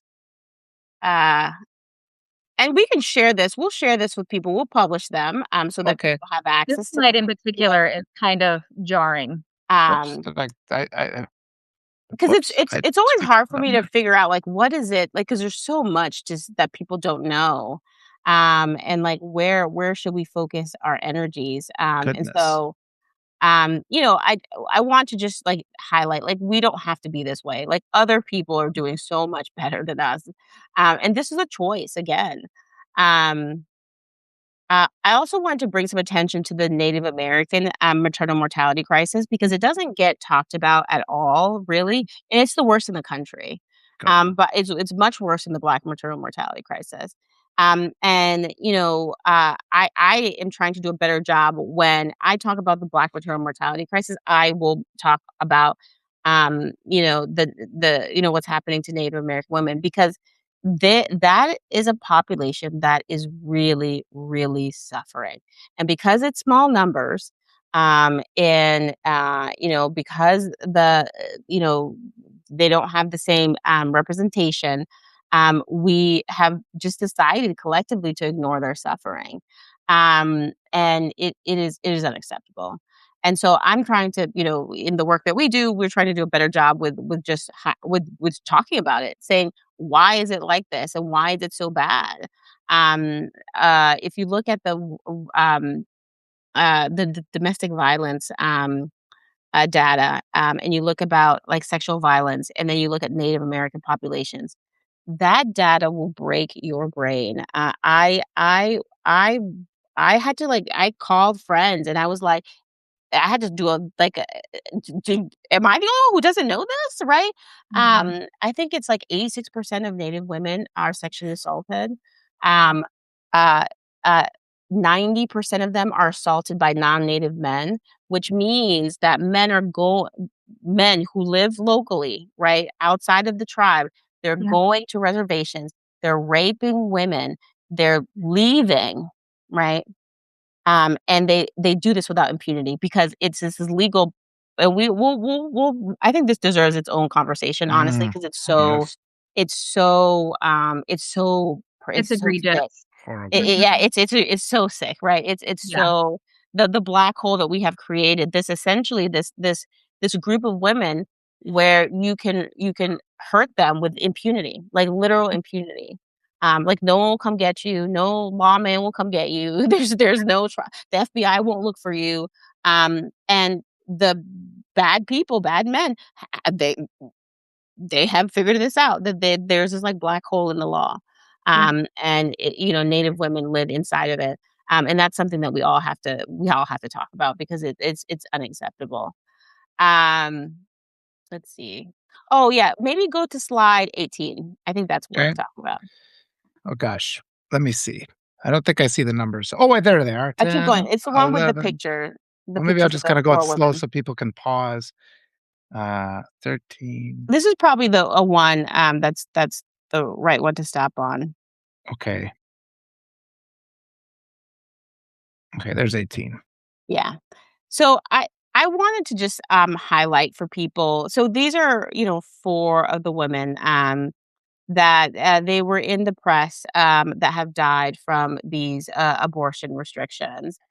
And one thing you know, we talk about abortion care as if it's like a woman makes a decision to terminate a pregnancy, and then she owns all of the consequences of that action.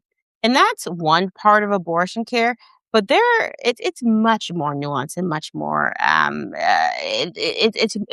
There's so much more depth that's being left out of the conversation that I think is really important to let people know, because these women died.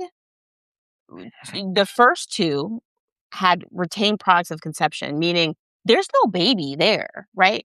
The Mhm.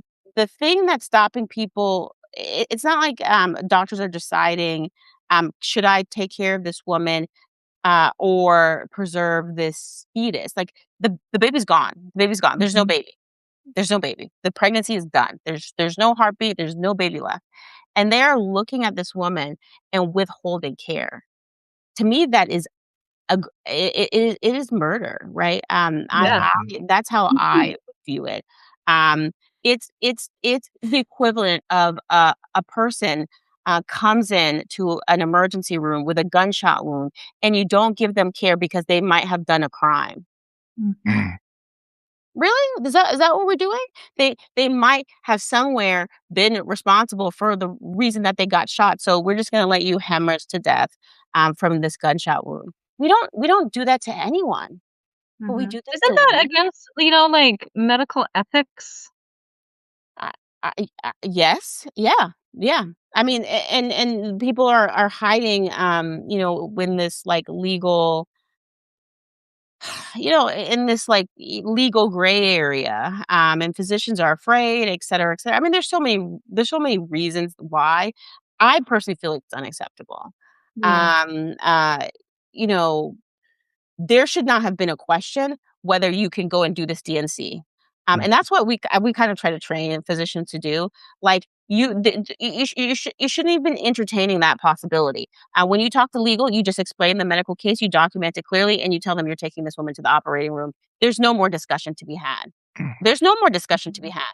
This is not a pregnancy anymore. It is retained. This is a medical problem. Um, and if you want to prosecute her for taking that is between the law and her. That has nothing to do with me, right? Mhm. What my responsibility is, I'm here, I'm her doctor. She is infected and I need to take care of her, period. The same way we would do if somebody, again, that's why I use the gunshot victim, right? Like that as an analogy. Mhm. Okay, yeah, he might be in a gang. Okay, fine. You deal with that as the police. Like, that's not my responsibility as a surgeon. My responsibility is to take care of the patient in front of me and to take care of what their medical condition is without bias. period. Mhm. Like, I'm not a lawyer, like, like, that's not my lane, I can't get involved in that, Mhm. I don't even know the specifics of it, and you don't either, that's part of the Yes. problem, like, Mhm. nobody knows the specifics of laws in many cases, but what I do know is how to take care of patients, and these situations are without, ambiguity from the clinical side, and that, I think, is the thing that, I wanted to just emphasize. There is no ambiguity. There is no, what should we have done? There is no medical complexity to speak of. This was a These women die because of a failure to act, and to Yep. me, it is criminal. It is it is heartbreaking, um, and it is why we should not let politicians into Mhm. making medical decisions because they do not know enough to understand the nuance between that and me coming in and deciding to terminate a pregnancy. They don't understand the difference. They don't understand it, right? That's what their laws have shown, that they have no understanding of it and they don't have any care to even bother asking somebody who might understand it to write a law that's nuanced enough. um, and I think the most damning data around this is in Texas, right? Because you can see in two different cities, in Houston and Dallas, they have very wildly different outcomes. In Houston, women die at higher rates than they do in Dallas. And the reason is that's a choice, right? It's the same laws, right? You're in the same state. It's the same laws. It's the same pressure. All of it is the same. What is different is you were choosing different actions. You have the same set of information that the other people have, and you are choosing to not act, right? And that is the problem with the environment that we have created. Is we've taken something that is unambiguous from a medical perspective, um, and made it into some complexity. And where this affects like regular people, people are like, well, I mean, I would never terminate a blah blah blah blah blah blah. You have a miscarriage. I have Mhm. seen people who have a miscarriage, they're coming in, they're losing a pregnancy, and there is a pause by some providers to figure out, is this a natural miscarriage or was this an induced miscarriage? Now, Mhm. you at home, that could be any of you, right? Mhm. And how are you gonna prove that you didn't induce this miscarriage? You can't. You Mhm. can't. There's nothing that you can do to prove that this is a normal miscarriage. Right. The only thing we have is your word. And so And depending that's on the and that's color. happening here already in Texas. I mean, it's literally happening. Texas is the testing ground. It's the only state right now that's running this experiment at scale. It's statewide. Mhm. Yeah. I Yeah. mean, we have laws drafted by people who don't understand pregnancy physiology. They don't know that, for some of the last 2 women here on the slide, the pregnancy was already done. For all intents and purposes, that pregnancy was already a non-viable pregnancy, Yeah. and they let her die anyways. Mhm. There was never a question of whether this pregnancy is gonna turn into a healthy baby. It's not, right? In these particular medical situations, it's not. There's no ambiguity. This is a failed pregnancy, and that's sad and that's tragic, but you turn that tragedy into a catastrophe by letting a woman die. Yes. And those women have other children. Like, right? So, I mean, like, how are you at all, saying that this isn't anyone's best interest? And that is what has made me a real conspiracy theorist around, the connection. This is what we're kind of doing research on now. The connection between these lawmakers who are pushing these really conservative policies, and then the people that donate to their campaigns, and their involvement in NICU care. Mhm. Because what we're starting to see some early signals is that some of the people who have these for-profit NICUs are also really pushing aggressively these policies, right? Mhm. And, I don't know it for a fact, but there's a lot Mhm. of, circumstantial evidence that makes me very concerned that because it doesn't actually make sense in any other conceivable way, unless you are trying to promote policies that at the end of the day increase your bottom line, right? Because that's what's happening. The NICU admissions are going up. The Yeah. number of catastrophic cases are going up. That you everyone out there in the audience, we're paying for this at scale, these bad policies. And you know what you're paying for? You're paying for babies that are born that are going to die within 1 month of life, who are going to suffer, but you're going to pay the government is going to pay like $1 million to $2 million, providing care that's probably very futile Mm. Yep. because of policies that should never have been in place. It doesn't make any sense. It doesn't make any Really sense. doesn't. I don't know, and I don't think you're a conspiracy theorist at all. I think No. patterns are patterning, and you just picked up on it. Yeah. You know, you're not wrong, you're just early, and I really hate the fact that human beings are, you know, largely they don't care unless it's happening to them or it's Right. happening to people that they love or they know. And I'm saying that I really implore people to give a damn even when it's not you, because like Dr. Connor said, it could be you or it could be your daughter or oh my god, I'm really close to this. No, I did that on purpose. You were getting intense. It could be you or it could be your daughter or it could be, your neighbor or it could be I don't know, your daughter-in-law, I your think granddaughter, I will your go doorstep. stronger than that. I say it will be you. You Mm. will know someone soon that is having one of these outcomes. Yeah, It's come just a statistical 2027. probability. The reason Roe, listen, when Roe came around, this was not like some like left wing women's rights. These were very conservative jurists that supported this policies, and you know why? Because there were entire wards in hospitals called sepsis wards.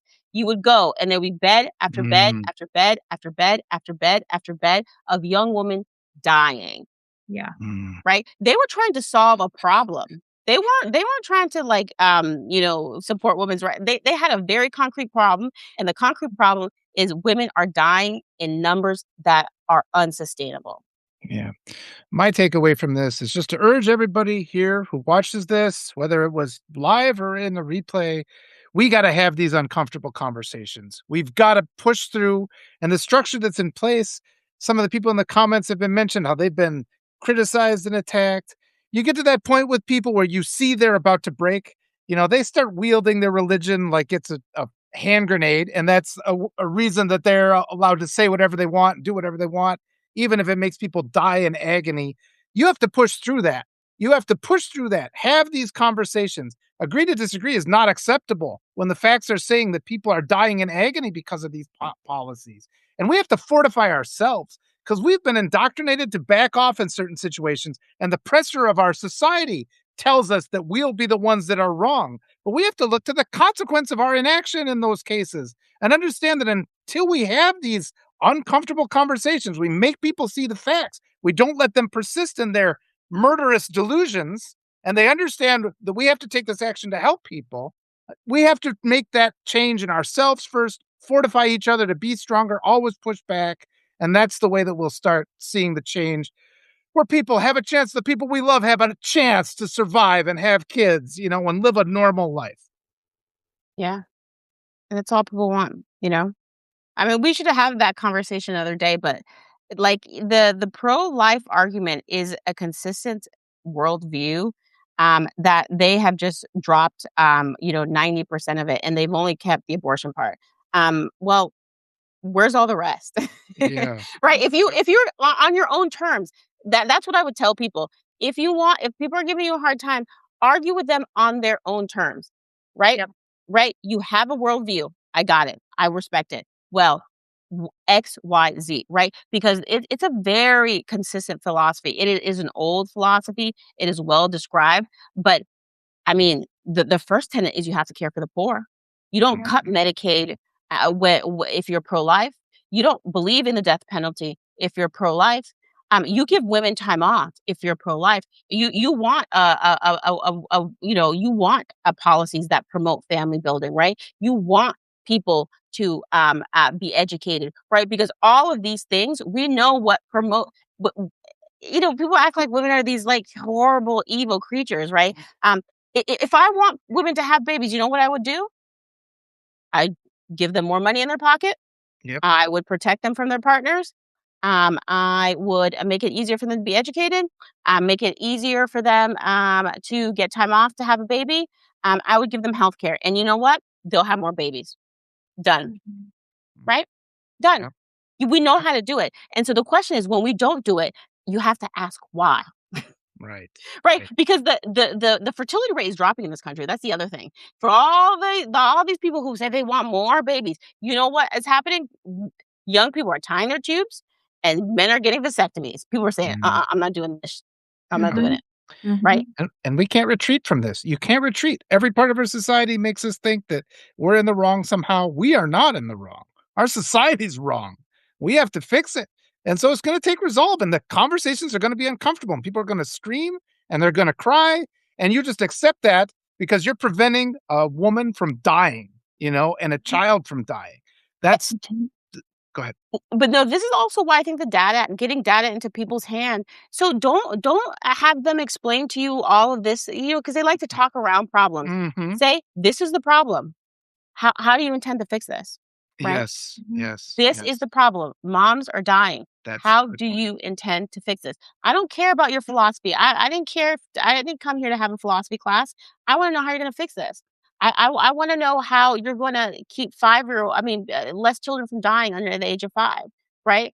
I want to know why, when a woman gets raped, there's almost no likelihood that we'll ever catch a rapist, Yeah. right? Like these are real questions. This is real. Like if this is your argue with them on their own terms, and I promise you, they cannot do it because their policies do not work.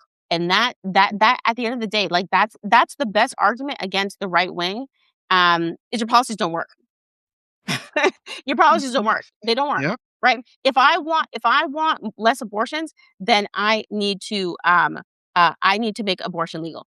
Like that's actually, I know it might not make sense on the outside, but that's actually how you get less abortions. You make it legal. Yes. Yeah. You Yes. make it legal, right? Yeah. Hmm. Absolutely.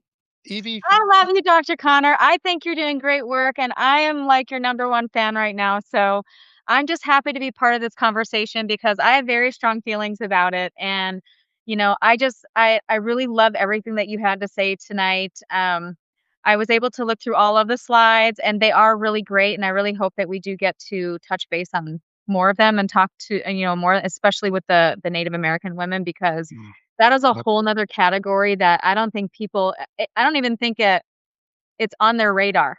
Yeah. Yeah.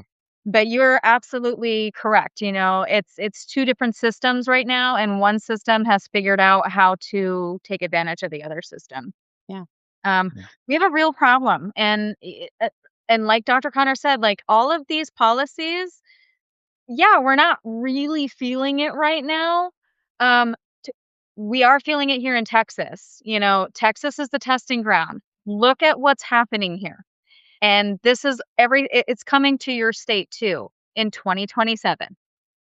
So we need to have a plan. We need to have a plan of what we're going to do, you know, get get all these smart, intelligent people together and just put our heads together and let's build this community. And how are we going to handle this? How are we going to deal with this? Who are we every single candidate that I've interviewed, I've told about Dr. Connor. I said, Mhm. Dr. Connor is doing some great work right now. I would love it if you could meet her because these are the legislatures that the legislators that have the power. And Dr. Connor, you have the brains. Yeah. Yeah. And we need, like, you're right. These legislators should not be making these decisions without brains behind them. Yeah. So it has to be a hand in hand thing. Uh, Someone said, "Watch out for Terminators." Yeah, that my husband says, like, make sure nobody comes. He keeps joking about that because the deeper I get, especially like with private, if you guys seen Aaron Brockovich, Mhm. how they like tried to kill her, right? Like they tried to murder her a couple Yeah. yeah. times. Yeah. Yeah. Oh, and But and every time I too am so appreciative, and every time I have one of these talks, I wish I had a bigger platform. I wish I did to well, help you more. thank you both for everything that you do. I mean, I really appreciate it. We're just trying to get as much out there as we can. And I just I guess my last thing is, there's just ooh, man, I have, like, this I don't know, that keeps bothering me. This is, like, the second time it's happened.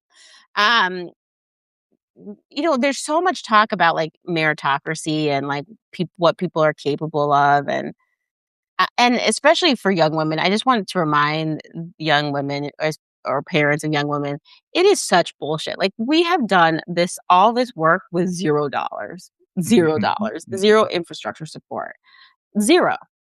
Right? And it's a thing that makes me so mad is, all these people getting so much resources and they're just squandering it. I don't even Yep. know what they're doing with it. But if you talk about efficiency, like that's what's inefficient. It's like, what are you doing with all that money? Right? Because I Yes. can tell you what we do with the little money we have.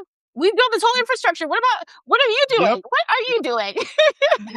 And to me, that's like at the end of the day, what we want to stand on is we want to stand on the things that we actually have produced, that we actually have done. And my hope is that it will speak for itself. But Mhm. there's so much, I don't know, people will try to put noise in your head, especially as a woman, especially as a Black woman, about, this, that, and the other thing. I just want to remind people, take a step back. These Yeah. people are not smarter than you.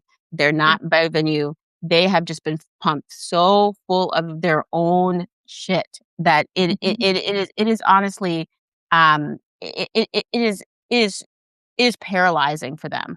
The amount of people with power that are not doing anything of note, with it is really, one of the things that we have to change.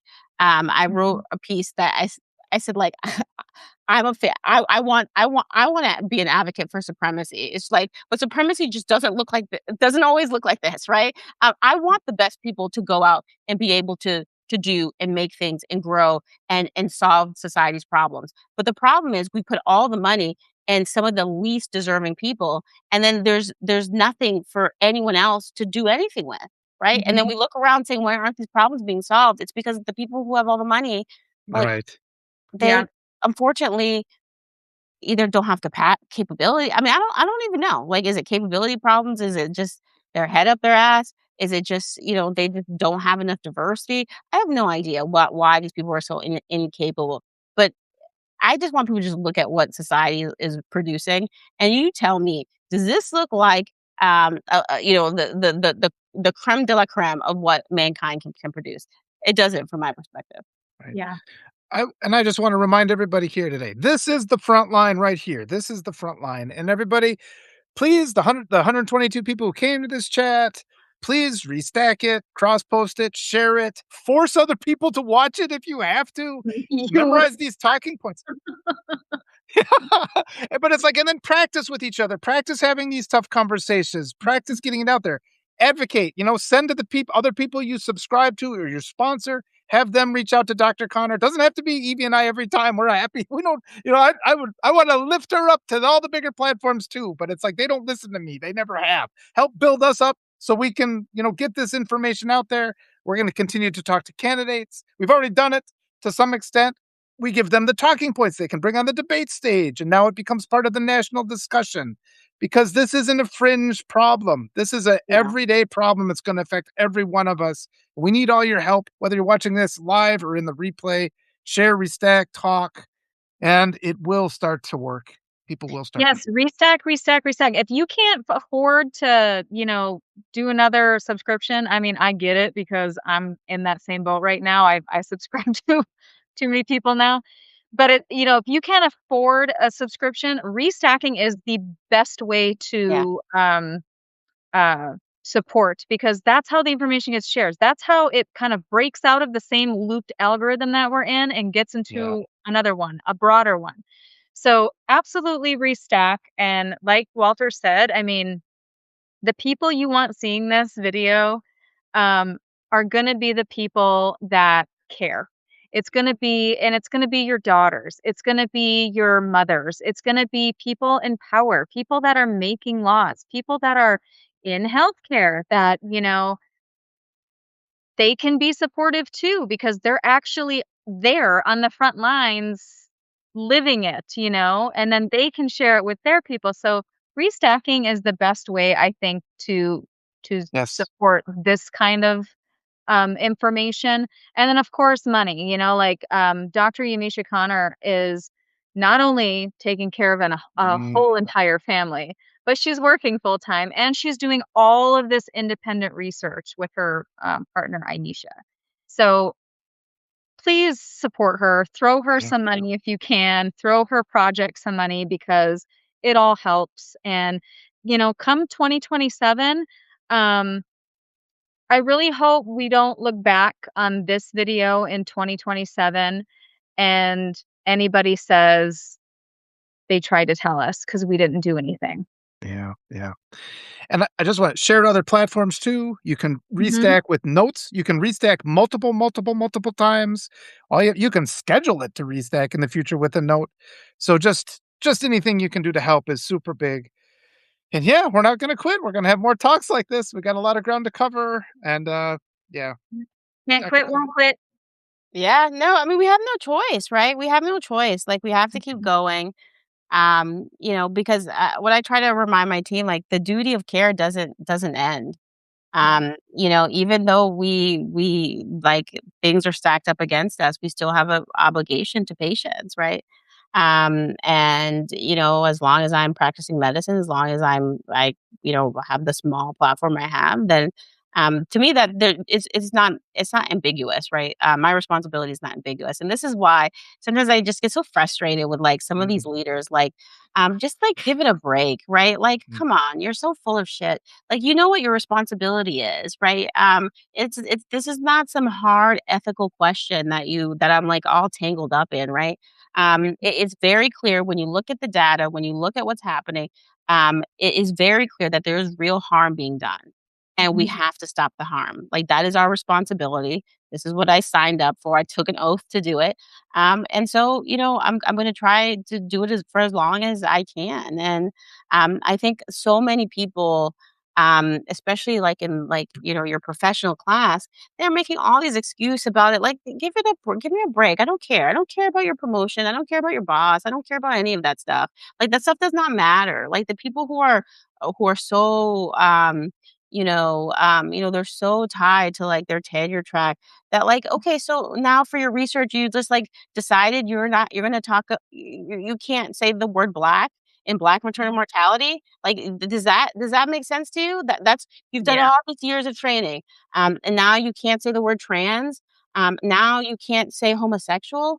Like, how are you actually operating? Like, I don't understand. Like, I talk to my yeah, my colleagues, my friends, and I'm like, how do you function right now? Mhm. Does that make sense to you? Like, you are going control F. I'm telling you, this yeah. is like people's lives. They're control Fing grants, removing the word black, Wow. removing the word Goodness. trans, removing Yeah, the word like anything feminism, like copy like control Fing, deleting it. I'm like, does it matter so much to you to have that institution, right, that you would degrade yourself? I mean, to me, that's like degrading. I'm sorry. And I'm not going to do that. It's not worth it. I joke with people, like, because I write fiction. I mean, I'd rather sit on a beach and write erotic yes, romance. I'm sorry. I'll do that before I'm control effing. No, before I'm yes, control effing the word black out of like a grant, trying to talk about maternal mortality. Forget it. Like, that's it. Just get out of here. Get out of here. It's not worth it to Resistance me. work. It's draining. It's It's so exhausting. draining. It's And it's that's it's why, so like, humiliating. especially because I'll talk about, some of the resistance work because right now, like, I'm fighting with schools with this 10 commandments, and mm, it's been a year, a couple of years now. And I'm tired, but I can't stop. And there's been times where, I feel like I'm going a little bananas because I'll be, like, smiling and talking about really terrible things, and I'm like, it's just I don't know, it's crazy. I don't know what to do anymore, but just yeah, kind of smile through it, and then tomorrow, I'm gonna wake up, and I'm gonna do it all over again, and yeah. it's draining and exhausting, and again, Dr. Connor, I applaud you because you are superwoman, and whatever I can do to help you, I will do it, and I know everybody in the chat Thank too. you. I've been reading the comments, and, like, we're here with you, girl. That's very kind. Well, we're gonna need everyone's help. So, I Yes. mean, it's gonna get worse before it gets better. But we're here. We're fighting. We'll do what we can. We'll The one thing that we have done a lot haven't done a lot is, our, like, medical education. We have so much of it ready to share, and I wanna start putting that back out there because there's, like, we're a clinical company. We wanna educate you on your menstrual cycle, on, hyperemesis gravidarum, like, what a placenta previa is. Like, there's so much just stuff that people just don't know. And we have, out of necessity, have spent a lot of effort, in this political lane. But I want people to know, like, we should be focused on that other stuff, right? Mhm. This is again like a man-made problem. Like, you should not be taking people out of like, you want educators focused on educating Yeah. students and on pedagogy, not on fighting the government. You want doctors focused on patient care, and clinical education and the next innovation, not on, Yes. some Yes. dipshit in, on Trump's cabinet, right? Like, this is the way that he has degraded us. Right. It's like if you've ever had a really a friend that's so toxic, right? Yes. That always just kind of like dragging you into mess, and you find yourself in like a parking lot on a Friday night waiting for them, and you're just like thinking of like, why is this my life? Like, why is this person always Mhm. this is what you've Yes. done to us at scale. Right. Like, we are now that friend. We are in the parking lot. It is Thursday night, and we are waiting in the car. They have us in some sketchy neighborhood, and we're Yep. just like, "Why is this our lives? We used to Right. be functional people. We used Right. to have, like, things that we did. We didn't have to spend every and now he has dragged all of us into his dysfunction. Let's get rid of this, y'all. I mean, Yeah. I'm retired. I'm Yep. tired. Aren't Yep. y'all tired? Yep. You said it perfectly. You said it perfectly. When the narrative doesn't fit the facts, you don't throw out the facts, you Right. throw out the narrative. And we're at that point now. That narrative has got to go because it's a betrayal of our all of our training, scientific training. You look at the Mhm. data and then you make a conclusion. You don't make a conclusion and then retrofit the data. And that's what they've been forcing us to do for all this time. And it's just Mhm. the bill has come due. So Yeah. Yeah. got to Yeah. change it. Great talk, guys. Whew, we Yeah, worked it thank you, hard. This was good stuff. everyone. I will publish the deck, so that everyone can get access to it. And Oh, good. we'll what are we doing it next week or the week after? I can't remember I if we think We just said did. next week. every other week. I think Next week, it's okay. next week. All Yeah, we right. were gonna do the 26th, but that's my daughter's birthday, and I also Okay. have a couple of doctor's appointments that day Okay. for the kids. Awesome. Yeah, so I said the 26th won't work, but, if we could do the 25th, that'd be great. So Okay. That 26th. sounds perfect. All right. Perfect. We'll see everyone next week then. Yep. Thanks so Bye. much, everybody. Bye, Lots of love. everybody. Bye-bye. Bye. Oh, I hit the button. There we go.